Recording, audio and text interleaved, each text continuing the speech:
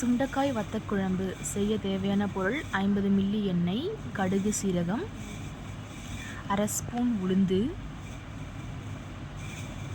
அரை ஸ்பூன் வெந்தயம், பெருங்காயத்தூள், 2 ஸ்பூன் சுண்டைக்காய் வற்றல். நல்லா வதக்கணும். நல்லா வறுபட்டதும் 15 சின்ன வெங்காயம் பொடி பொடியாக அரிஞ்சதை போட்டிருக்கேன். அது நல்லா வதங்கணும்.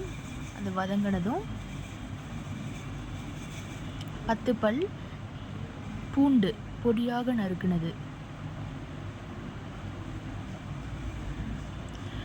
நல்லா வதங்கினதும் 2 தக்காளி அரைச்சது அல்லது பொடி பொடியாக நறுக்கியது சேர்த்துக்கலாம்.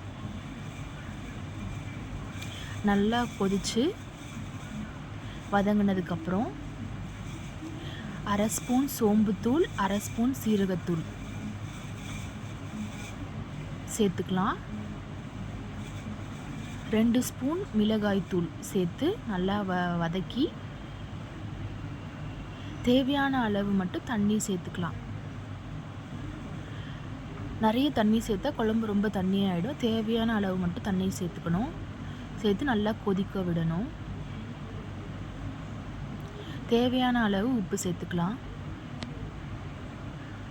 குழம்பு நல்லா கொதித்ததும் ஒரு எலுமிச்சை சைஸ் அளவு புளியை கரைச்சி சேர்த்துக்கலாம்.